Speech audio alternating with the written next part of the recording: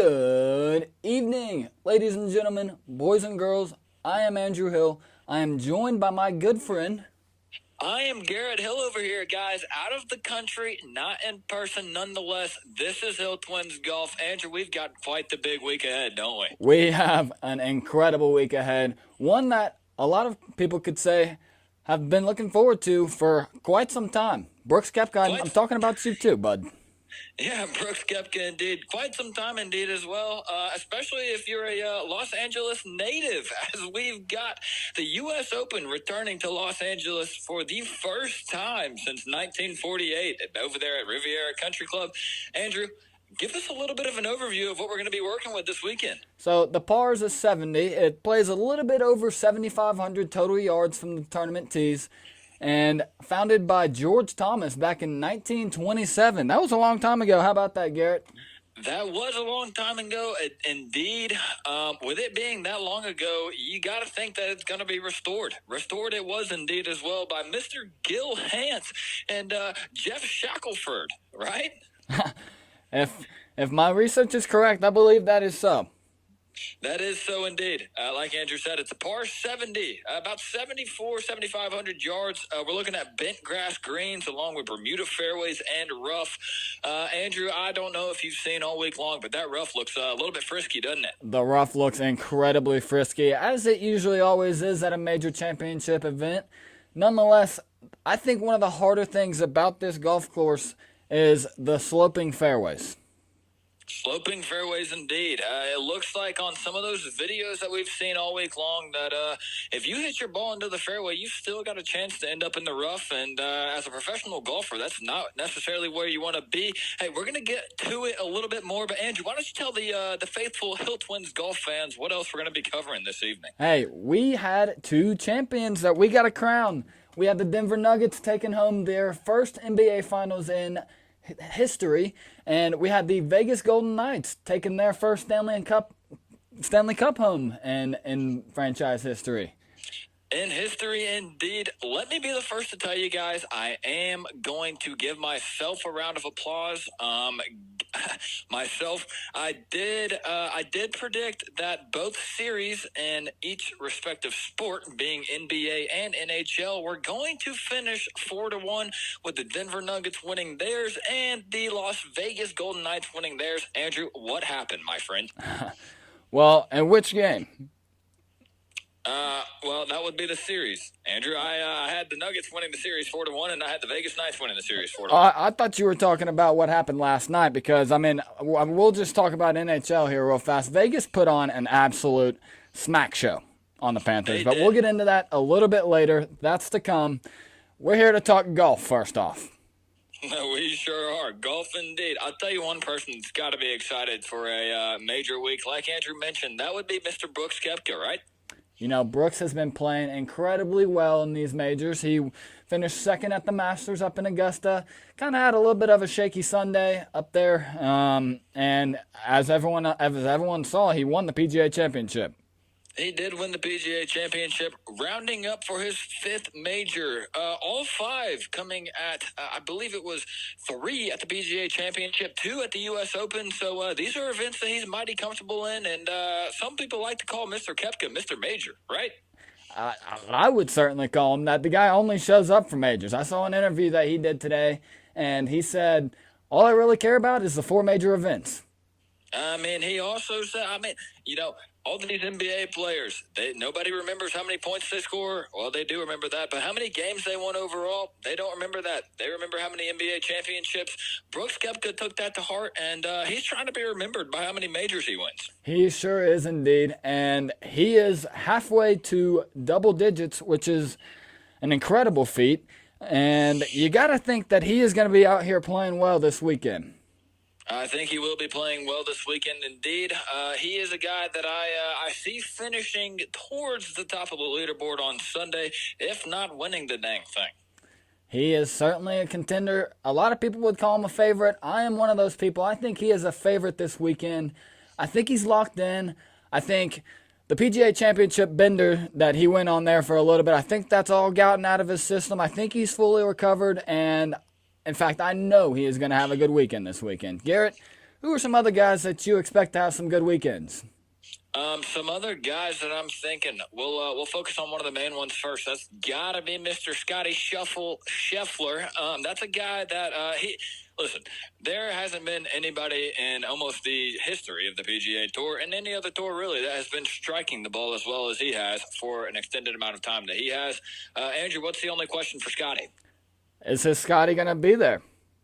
Is his Scotty going to be there? That is the putter that Andrew was referring to. I did see an interview saying that he might be switching putters this weekend. Did you see that? Did you catch that one? I did catch that one, and for all you Scotty Scheffler bettors, if I were you, that would have me on rocks. I'd be a little nervous about that one. Yeah, I'll be honest with you guys, that makes me a little bit nervous as well. As long as his ball striking's there, though, Andrew, I think this is a guy that's probably going to be in one of the final groupings on Sunday. What do you think? It was a little strange to see because I saw him on the practice green today, just getting some warm up putts in there with Ted Scott, and I assume he was using that new putter that he's got in his bag, and he just seemed a little frustrated. It seemed like his psyche was a little bit all over the place. And Scotty is a very laid back, a very mellow guy, so just. He was showing a little bit of frustration and a little bit of emotion, and we haven't even started the golf tournament yet. Like I said, if I'm a Scotty Scheffler wallet thrower, I'm getting a little shaky. I am getting a little shaky indeed, especially myself. Some other guys that we got to be looking at that should be in contention come Sunday. Like we said, Scotty Scheffler, Brooks Koepka. Another guy's got to be the Spaniard chasing his, I believe, third major. Is that right for Mr. John Rahm? That would be his third major, correct? Correct indeed. John Rahm, Mr. Short Backswing, full power fledge, nice little fade going into it. And I think as long as he is hitting fairways, second shots are playing well for him. I think he's going to be putting himself in contention as well. It's going to be really interesting to see because the second shots, I think, on all these holes we have coming up this weekend, I don't think there's going to be a ton of instances where these guys are going to be fully balanced on both feet. I think there's going to be weird, awkward lies all around the golf course. It's what the place is known for. So it's going to be interesting to see where guys put themselves on their second shots out of the tee box. It is going to be interesting indeed. I saw a quote that says LACC happens to just be a second shot golf course. I think it's going to play very true to that this weekend. I think you're probably right there, Garrett. Another guy I'm very excited to see how he performs this weekend. The Cal Berkeley graduate himself, that's Mr. Max Homa. Mr. Max Homa, indeed. He holds the official course record from the Pac-12 championship where he actually went head-to-head in a bout against John Rahm at Arizona State. Obviously, Max Homa was at Cal Berkeley, and Max Homa decided to just shoot the lights out and go 61. For the Pac-12 championship back in 2013. That was pretty cool, wasn't it? Like Garrett mentioned, that was a course record. The guy was absolutely lighting the place up. And, I think he's going to do it again this weekend. I think this weekend is going to be Max Homa's first finish in the top 10 in a major. You would like to see that if you're Mr. Homa, especially at a place, as close to home. No pun intended. Garrett, if you were sitting there in that seat right now, man, I'd give you a high five. Man, I'd give myself a high five too. In fact, I might, but I just wouldn't want to, explode the microphone. But yeah, nonetheless, Max Homa is a guy that we're definitely looking out for. Andrew, I'll tell you a guy that I am utterly rooting for this weekend to finally break through and win his first major. Can you guess who I'm about to say? The California kid himself, Xander Schauffele. I was not going to say Xander Schauffele. You were incorrect. I'm going to say Victor Hovland. Listen, guys, if Victor gets it done this weekend at the U.S. Open, that would be Norway's, not just Victor's, first major championship. That would be a Norway native's first major championship ever. And, Andrew, I'll be honest with you, that's the guy I'm rooting for the most this weekend. Really? Yes, it is. You got to look at it. The guy's ball striking has been impeccable. He's always in contention. He's always at the top of the leaderboards. You and me both know this pretty well. And as long as his short game is playing pretty well and he doesn't put himself in terrible spots off the tee box, I think he'll be in some of the final groupings on Sunday as well. I think it's a pretty good take. I hope so for Victor as well. You got to love the guy. He is just a really goofy guy. Super smiley always, and that smile is contagious, He's one that you like to cheer for. He is one that you'd like to cheer for. Like Andrew said, his smile is contagious. He just always seems to be in a good mood. He's the people's player, one could say. And listen, guys, I'm just really rooting for him to get it done this weekend. I mean, as we're kind of foreshadowing here, I think he's going to be my pick to win the dang thing. What do you think? Really? Yes, I really do think that Victor Hovland is going to get it done this weekend. I mean, the guy's just been really hot on tour. I mean, he's coming off of the win at the Memorial at Jack's place, and he's got some steam to him. He's picking up some momentum, and I definitely foresee that running into this weekend at LACC. I think the rest that he took off last weekend as well is probably going to play to his advantage. I think it will, too. He took a week off before the Memorial, and he ended up winning the dang thing, and he took a week off. He skipped out at the RBC Canadian Open. What a tournament that was. Andrew covered that one pretty well for you guys, but he took a week off there. I think that rest is going to do him pretty well. I do too. A guy that I'm very interested in seeing this weekend, and I think his pairing on the first 2 days is very interesting. You got Hideki Matsuyama in his group. You got Brooks Koepka in his group. And I would be talking about Rory McIlroy. Rory, indeed. A guy that has probably been through a lot this week. He's definitely got to be a little bit fatigued. He looked good at the RBC, though. He really did. He played pretty well there. And I do think Rory he'll play pretty well this weekend, too, out there in L.A. Well, just considering his pairings, I mean, he's paired with Rory, Hideki, Brooks, and Justin Suh. If you ask me, Hideki apparently turned down a $200 million contract to go to Live Golf, and Brooks Koepka is currently playing for Live Golf. That's a lot of livers surrounding Rory McIlroy's one liver. A lot of livers indeed. $200 million. Did he turn down Hideki? He did indeed. He could be owning Spirit Airlines. I'm sure you guys saw the meme, but he could own Spirit Airlines if he had taken the offer. Nonetheless, he didn't. And I mean, that's just a guy that you got to think is going to be pretty focused this weekend in Rory McIlroy and also Hideki Matsuyama. He played incredibly well at the RBC or the Memorial, and he ended up just pooping on Saturday and Sunday. Yeah, he did. He had I believe he shot either a 64, 65 in the second round there on Friday and put himself in good contention. And then as we all saw, like I said, he was flying home Sunday on Spirit without a trophy in his hand, which is unfortunate to see for the cat. It is unfortunate to see. Another guy who I look and I hope to have a good tournament this weekend, that's Sam Burns. Listen, that guy, that youngin', one could say, because he is still young. Listen, I think he is one of the more talented golfers on the PGA Tour. I do not think that is a hot take. I think when Sam Burns is firing on all cylinders, he's got a chance to win almost every single golf tournament that he plays in. A big part of it is going to be his putter as well. Putting, indeed. Putting on tour is probably the biggest winner and loser that you can find. It's your moneymaker. Sam Burns, nonetheless, he strikes the ball incredibly well. He really does. So, like Andrew said, if he can have good second shots, good first shots off the tee boxes, then I think he'll definitely put himself in contention. Question for you, Garrett. Other than Yes, Brooks Koepka, out of all the live golfers that we have playing this weekend, which I believe we've got Dustin, we've got Cam Smith. We've got a couple more. Who do you think has the best chance out of all the live golfers to win this major, other than Brooks Koepka? Other than Brooks Koepka, a guy that likes to show up at majors, he hasn't really that much this year, but Cameron Smith, the guy is really good at putting. If he can put himself in, playable situations off the tee box, second shots, I think if he's on the green and, 2 or 3, a lot of birdie looks, I think Cam Smith is, I think his putter does him well enough to where he could be in the, in some of those final pairings come Saturday and Sunday. His putter. What do you think? If his putter is on any way that it was at the Open last year in St. Andrews, that guy can be at the top of any leaderboard in any golf tournament. That putter is by far the strength of Cam Smith's game. Strength indeed it is of Cam Smith's game. The guy doesn't even take any practice strokes. That's something that I don't do either, and I'll be honest with you guys, I stole that from Mr. Cam Smith. I think it works for me. I think it works for Cam Smith. I think if he does it this weekend and he putts pretty well this weekend, he'll be in good shape. I think so too. You think Dustin Johnson plays well this weekend? I mean, I hope so. Okay, listen, Dustin's a guy that Andrew and myself have visited his home course. He's a guy that I like. I love his home course. I love what he's doing down there in Myrtle Beach. They need to fix the cart paths. Yeah, they do need to fix the cart path a little bit. Dustin, if you could get on that, maybe just a little bit, that would be kind of cool. Listen, he just hadn't really showed up in the majors this year. I mean, has he? I mean, I think we've been watching the same majors, but it seems like he's kind of been a little bit dormant in these last couple of majors this season.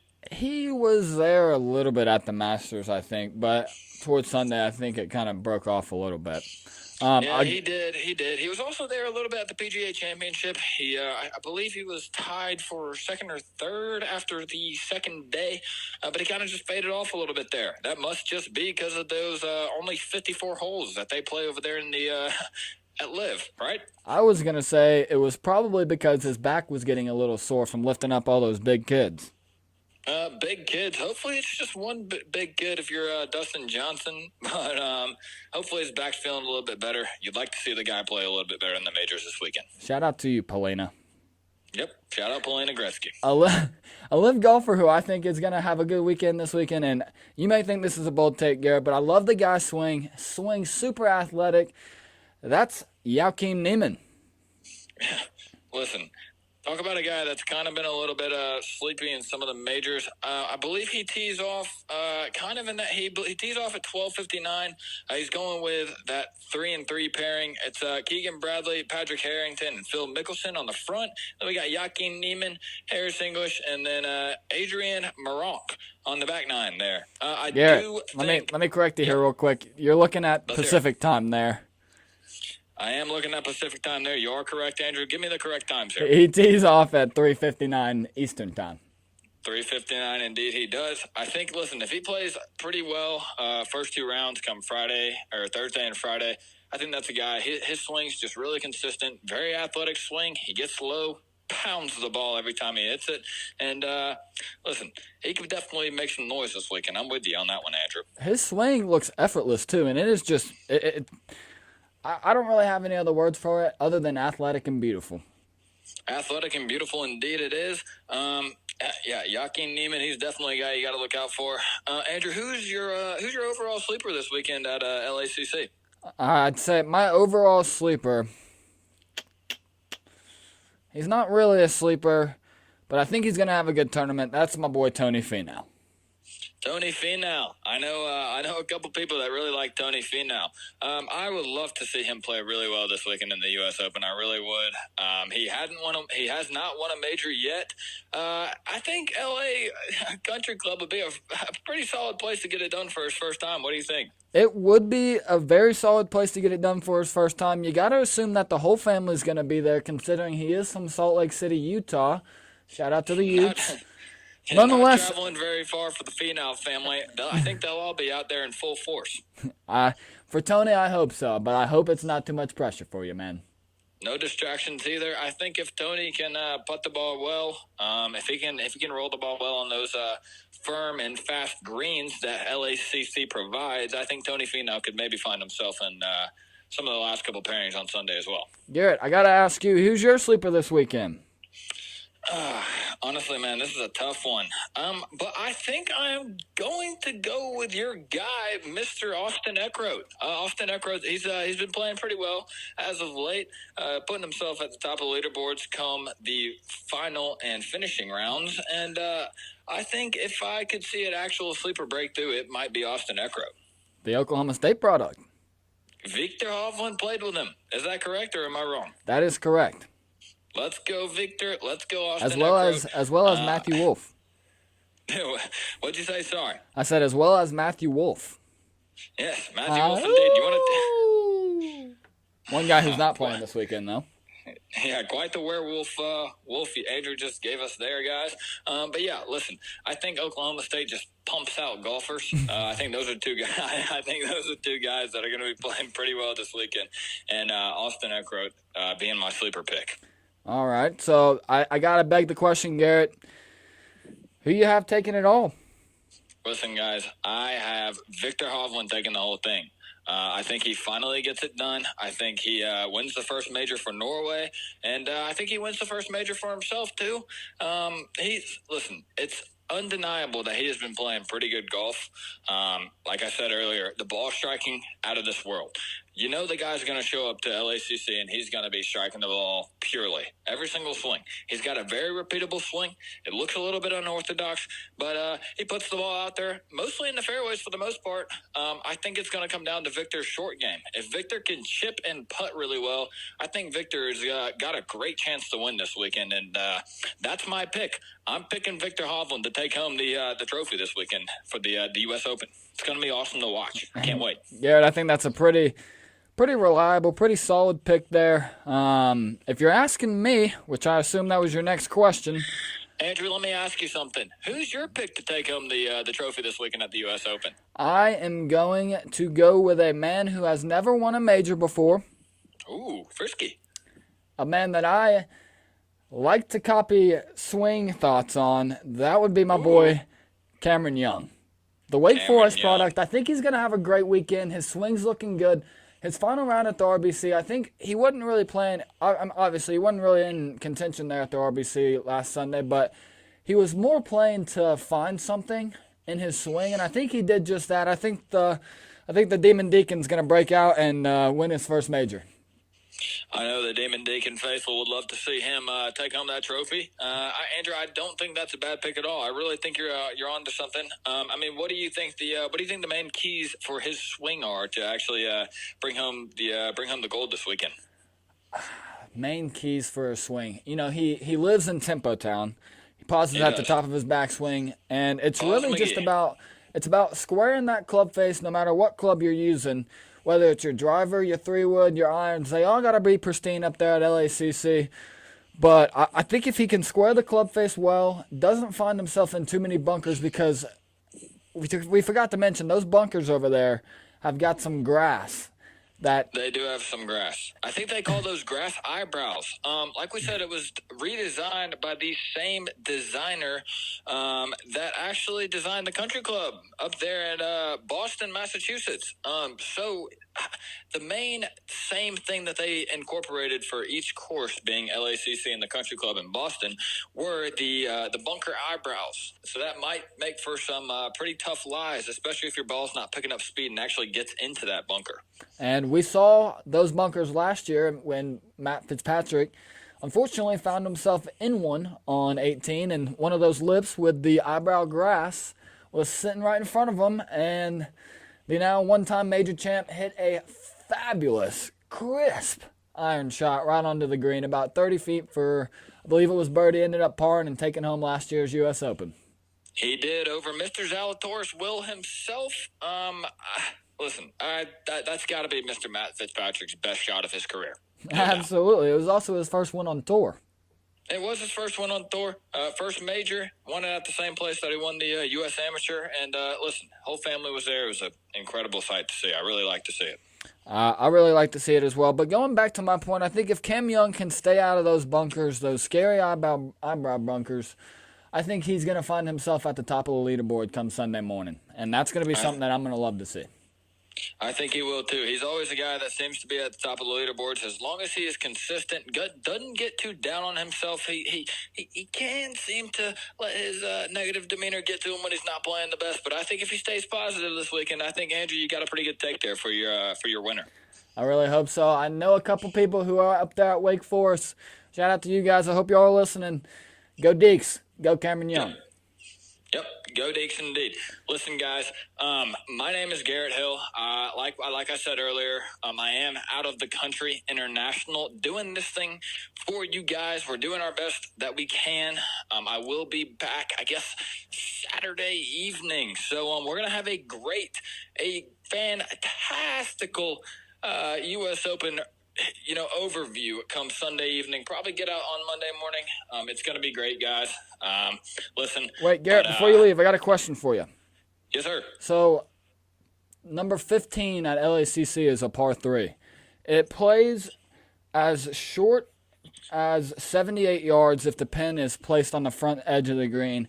It plays as long as about 130, 140. Over under on number of holes in one that we're going to see this weekend. I'm setting the line at 4.5. Garrett, what do you think? Listen, this was something that I actually did see earlier, Andrew. I am happy you brought this up before I exited this podcast. You said 4.5 for hole-in-ones? That's true. We'll do 3.5. I think 4.5 is a little bit too much. Listen, I was gonna take the over at 4.5, so you already know I'm gonna be. You already know I'm gonna be rocking with the over at 3.5. That is definitely a gettable hole. I think you're gonna see a lot of aggressive golfers. Definitely go at that pin. Some lower name guys. I think we'll be seeing some hole-in-ones from them. Andrew, I think 4.5 is probably a solid number, and I'm still taking the over. I think we might see like 6 or 7. God. Oh, my. It's an 156-man field. Every single player gets to play at least the first 2 days. I mean, you got to think that we're going to be seeing some hole-in-ones. That is a fact, Jack.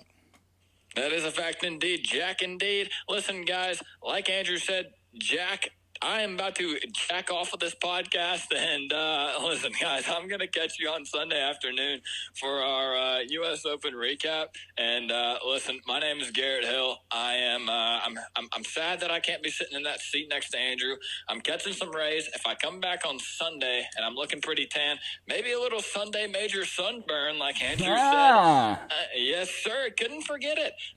Listen, you guys will know I had a good time. But I'm excited to be back with you guys come Sunday, and I cannot wait to recap this beautiful tournament that we've got at LA Country Club. It's going to be awesome. It is going to be incredibly awesome, Garrett. I'm glad you're having a good vacation, man. I'd like to see your butt back in this chair to my left over here, but nonetheless, have a great rest of your week, man. And I hope you tune into this episode that I'm getting ready to release for all of our faithful Hill Twins golf fans. How could I not release it? It's our episode, guys. Listen, it's Garrett. I'm signing off here. We've obviously got some big things coming here for Hill Twins Golf. I'm going to leave you guys for the rest of the show with in the trusted hands of Mr. Andrew Hill, my faithful partner, my faithful twin. It is Hill Twins Golf. Listen, guys, like I said, I've got Victor Hovland winning this tournament. I've got Austin Eckroat as my sleeper, and I cannot wait to watch Victor Hovland.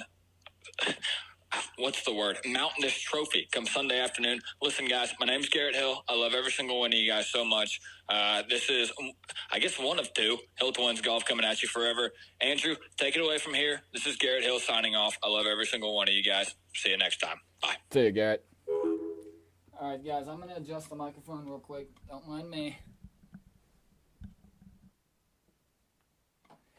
Sorry about that, guys. So that was Garrett. That was our U.S. Open preview for y'all. I hope y'all enjoyed that. Hopefully y'all found that pretty informative, pretty entertaining as well. But that being said, we're going to jump right into the NBA coverage here. Like I said at the top of the show, we are crowning a champion.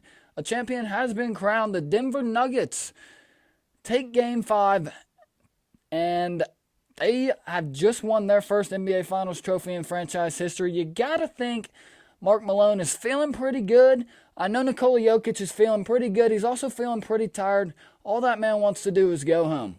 He may not even show up to the parade on Thursday. He found out that news that he can't go straight home yesterday. Nonetheless, you got to feel like, and Jokic, Finals MVP, that's a guy who I would say is now considered top 20 all-time best NBA players in history. I mean, that guy nearly averaged a triple-double all series, all playoffs long. I believe he averaged 30.5 points. It was about 9.5 assists per game and about 9.5 rebounds per game, as well as his three-point shooting being at a sturdy 47% on the series here. The Denver Nuggets take this one home in front of the Denver faithful, and I know those fans have been waiting a long time to see their Nuggets hoist the NBA Finals, hoist the Larry O'Brien, and you got to feel happy for him. Jokic ends up coming out. He has 28 points, 16 rebounds, 4 assists, so that assist average was, taken a little bit down because of those 4 assists. Jamal Murray has 14 points.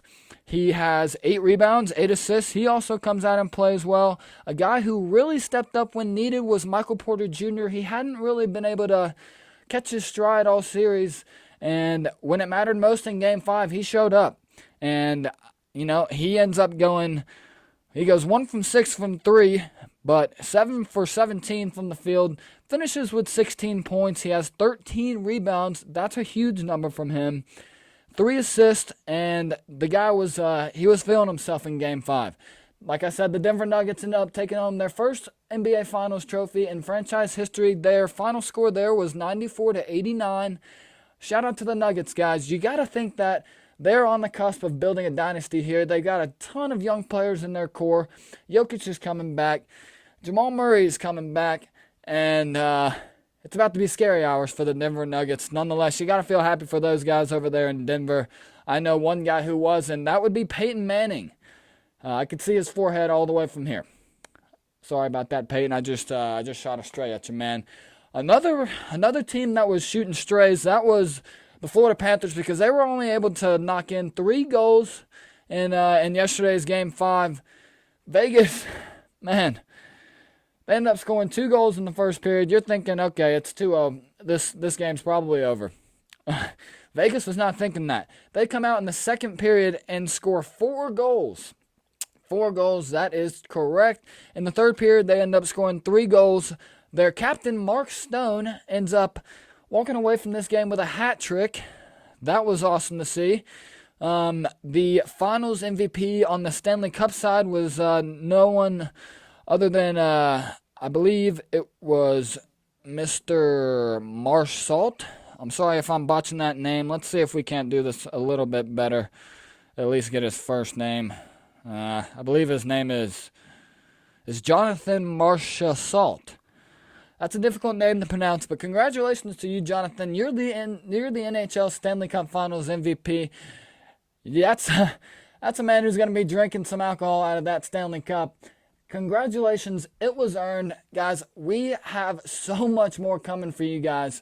We're going to just call this one a wrap for the U.S. Open's preview and, Nuggets whomping of, you could call it whomping of the Heat in Game 5, and I know for a fact the Vegas Golden Knights, that was a whomping. They ended up finishing that game 9-3. The Hats were on the ice after Mark Stone got his third, and it was just a really cool scene to see. Nonetheless, guys, this has been Hill Twins Golf. We're going to cover a little bit more MLB coming up next week and the weeks following, guys. We could not be more excited for it. Be on the lookout for that giveaway post. I know Garrett, he's having a great vacation over there in international waters, but he's got to be working on that giveaway post. He told me today that he is doing just that. We are excited for it all. We're excited to just continue to just pump out incredible content. And as my good friend Garrett said, this is Hill Twins Golf. We're coming at you forever. God, it just pumps absolute steam and energy in my veins. We've got so many big things coming for you guys in the future, guys. I could not be any more excited for it. I just hope you guys are along for the ride. This has been Hill Twins Golf. This is Andrew Hill, the other half of Hill Twins Golf, signing off. We will catch you on the next one. We're going to try and get one out for you guys Sunday evening. Hopefully Garrett's not feeling too jet lagged. But even if he is, it's going to be out there for you. U.S. Open recap, guys. Be on the lookout for it. Hill Twins Golf, we're coming at you forever. Baby Yoda, I felt like we had an incredible episode today. Guys, I can't wait to give it to y'all. Peace and love forever, guys. Y'all be good. Y'all take care.